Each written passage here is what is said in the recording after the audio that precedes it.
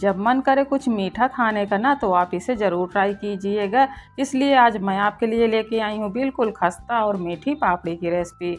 और यहाँ पर आप देख सकते हो इन्होंने सारी चाशनी को बढ़िया से सोख कर लिया है और बिल्कुल खस्ता हो गई हैं। बनाना बिल्कुल आसान है और खाने में ये बालूशाही से भी ज़्यादा टेस्टी लगती हैं। और एक बार बना करके ना इन्हें आप महीने भर स्टोर करके भी रख सकते हो, ये ख़राब नहीं होती हैं। तो देर किस बात की, चलिए वीडियो को शुरू करते हैं। इन्हें बनाने के लिए यहाँ पर हम लेंगे मैदा। तो मैंने यहाँ पर 1 कटोरी मैदा लिया है और अगर क्वांटिटी में देखा जाए ना तो ये 250 ग्राम के करीब है। और मैदे की क्वांटिटी आप अपनी ज़रूरत के हिसाब से कम ज़्यादा कर सकते हो, कोई दिक्कत नहीं है। और अब क्या करते हैं, चलिए इसे हम छान लेते हैं। तो यहाँ पर एक बाउल लिया है मैंने, उसके ऊपर छन्नी रख देते हैं और इसमें डालते हैं मैदे को और बढ़िया से छान लेते हैं। तो इस तरीके से मैदे को ज़रूर छान लीजिएगा, इसे छानना बहुत ज़रूरी होता है। और ये देखिए यहाँ पर मैदा हमारा बिल्कुल साफ़ है, छन्नी में कुछ भी नहीं निकला है। और अब क्या करते हैं, इसमें हम ऐड करेंगे मोयन। तो मोयन के लिए मैं रिफाइंड ऑयल का इस्तेमाल कर रही हूँ। और अब इसमें 2 बड़े चम्मच हम डाल देते हैं रिफाइंड ऑयल। तो फ्रेंड्स यहाँ पर आप तेल या घी जो आपके पास हो उसका इस्तेमाल कर लीजिएगा। वैसे हलवाई लोग जो होते हैं ना, मोयन के लिए अधिकतर वनस्पति घी का ही इस्तेमाल करते हैं। और अब क्या करते हैं, इसे हम बढ़िया से हाथों से थोड़ा से मैश करते हुए मिक्स करेंगे ताकि तेल ना अच्छे से आटे में मिक्स हो जाए। और ये देखिए फ्रेंड्स, मोयन बिल्कुल परफेक्ट है। और अब इसमें डालते हैं थोड़ा थोड़ा करके पानी और इसका डो लगा करके रेडी कर लेते हैं। तो यहाँ पर पानी ना गरम लेना है और ना ही ठंडा लेना है, हमें नॉर्मल पानी का इस्तेमाल करना है। और जो हम डो लगाएंगे ना वो थोड़ा से सख्त लगाएंगे। तो ये लीजिए दोस्तों, हमारा मैदे का डो तैयार हो चुका है। और अब क्या करते हैं, इसे ढक करके हम 10 मिनट का रेस्ट देते हैं और तब तक हम आगे की तैयारी कर लेते हैं। तो यहाँ पर हम चलते हैं गैस की तरफ, लेंगे एक कढ़ाई और इसमें डालेंगे चीनी। तो 250 ग्राम मैदे के हिसाब से यहाँ पर हम 200 ग्राम चीनी का इस्तेमाल करेंगे। और जिस कटोरी से नाप करके हमने चीनी लिया है ना, उसी कटोरी से नाप करके हम पौना कटोरी के करीब इसमें डाल देते हैं पानी। और अब बढ़िया से फ्लेवर के लिए हम इसमें ऐड करते हैं इलायची। तो यहाँ पर मैंने 4 इलायची को इस तरीके से मोटा मोटा कूट करके छिलका सहित डाल दिया है। इलायची की बजाय आप रोज़ वाटर या केवड़ा वाटर का भी इस्तेमाल कर सकते हो, जो आपको पसंद हो। और अब क्या करते हैं, यहाँ पर गैस की फ्लेम को हाई कर देते हैं और चीनी को बढ़िया से मेल्ट होने देते हैं। तो फ्रेंड्स यहाँ पर आप देख सकते हो चीनी बढ़िया से मेल्ट हो चुकी है और चाशनी में उबाल आने लगा है।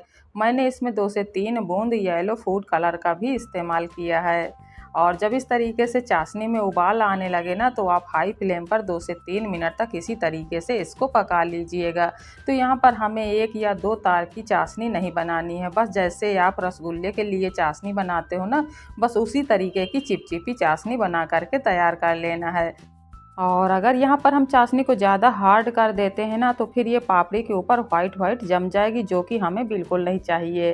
तो यहाँ पर चाशनी रेडी हो गई है, गैस को बंद कर दिया है और चलते हैं अगले प्रोसेस पर। तो इधर मैदे को रेस्ट करते हुए ना 10 से 12 मिनट हो चुके हैं और मैदा भी हमारा बढ़िया से फूल चुका है। तो एक बार हाथों से मसलते हुए इसे और अच्छे से सॉफ्ट कर लीजिएगा।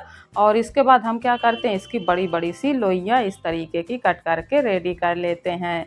और अब एक लोई हाथ में लीजिए और इसे थोड़ा से मसलते हुए चिकना कीजिएगा और इस तरीके की लोई तैयार कर लीजिए। और अब क्या करते हैं, चलिए इसे हम बेल लेते हैं। तो जैसे आप रोटी या चपाती बेलते हो ना, बस उसी तरीके से इसको बेल लेना है, ना तो बहुत मोटा रखना है और ना ही बहुत पतला रखना है। और इसे हम इस तरीके से लंबाई में बेल लेते हैं। और इस तरीके से बेलने के बाद हम क्या करते हैं, इसके ऊपर लगाते हैं थोड़ा सा तेल। और आप चाहो तो तेल के ऊपर सूखा मैदा भी बुरक सकते हो। और इस तरीके से हमें इसे फोल्ड कर देना है। तो पूरी रोटी में अच्छे से तेल लगा दीजिएगा और उसके बाद इस तरीके से हम रोटी को फोल्ड कर देते हैं। और इस तरीके से फोल्ड करने के बाद हाथों से बढ़िया से चिपका दीजिएगा ताकि इसके अंदर जो एयर वगैरह हो ना वो निकल जाए। और इसके साइड को कट करके हम हटा देते हैं, इनकी शेप अच्छी नहीं आएगी। और इस तरीके से इसके टुकड़े कर लीजिएगा। तो यहाँ पर हम आधा आधा इंच की दूरी पर कट लगाएंगे। और एक टुकड़े को हाथ में लीजिए और इस तरीके से इसे चपटा कीजिए। और अब क्या करते हैं, इसे हल्के हाथों से बेल लेते हैं। तो इसे बहुत पतला नहीं बेलना है। और पहले हम सारे मैदे की इस तरीके से ना पापड़ी बना करके रेडी कर लेते हैं। तो फ्रेंड्स यहाँ पर आप देख सकते हो मैंने सारे मैदे की ना इस तरीके से पापड़ी बना करके रेडी कर लिया है। और अब क्या करते हैं, चलते हैं गैस की तरफ। तो फ्रेंड्स यहाँ पर आप देख सकते हो तेल हमारा गर्म होने लगा, तो हम क्या करते हैं इसमें पहले एक पापड़ी को डाल करके चेक कर लेते हैं। और ये देखिए इसमें हल्के हल्के से बबल्स आ रहे हैं, तो बस हमें इतने ही गर्म तेल की ज़रूरत होगी। और जब इस तरीके से धीमी आंच पर इनको हम पकाते हैं ना, तो ये बढ़िया से खस्ता बनती हैं। अगर आप गैस की फ्लेम को तेज़ कर देते हो और तेज़ आंच पर पापड़ी को पकाते हो ना, तो जल्दी से इनका कलर डार्क हो जाता है और ये हार्ड बनती हैं, यानी खस्ता नहीं बनती हैं। और इस तरीके से आप देख सकते हो एक बार में 10 से 12 पापड़ी हम डाल देते हैं और इनको बढ़िया से मीडियम टू लो फ्लेम पर उलटते पलटते हुए ना लाइट गोल्डन कलर आने तक सेंक लेते हैं।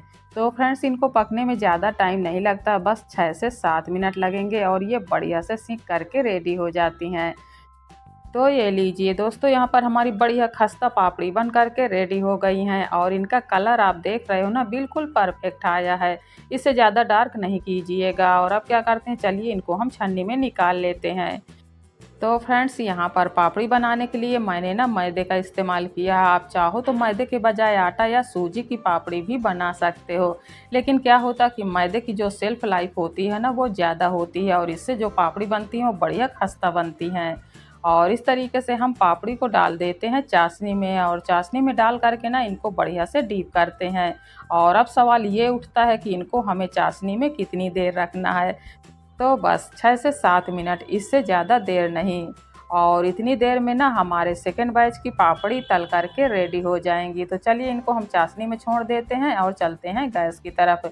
यहाँ पर पापड़ी डालने से पहले तेल को ठंडा कर लीजिएगा और बिल्कुल उसी तरीके से धीमी आंच पर ना इनको बढ़िया से क्रिस्पी होने तक सेंक लीजिएगा। तो ये लीजिए यहाँ पर सेकेंड बैच रेडी हो गया है, इनको हम छन्नी में निकाल लेते हैं।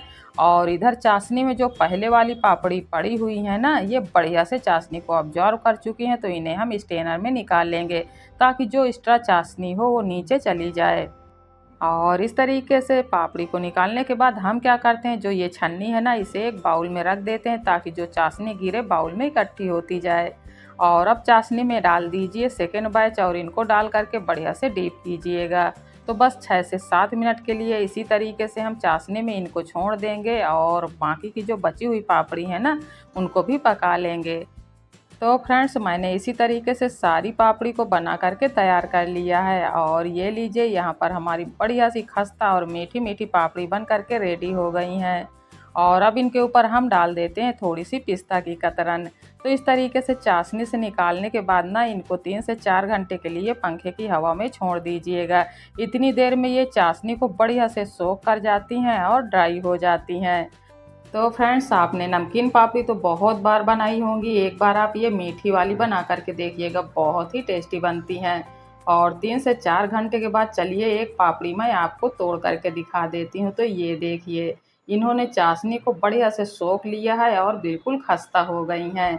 तो अब इन्हें आप किसी भी डिब्बे में बंद करके रखिएगा और महीने भर तक आराम से एंजॉय कीजिएगा। वीडियो पसंद आया हो तो लाइक कर दीजिएगा। हम मिलते हैं आपसे फिर अगले वीडियो में, तब तक के लिए बाय।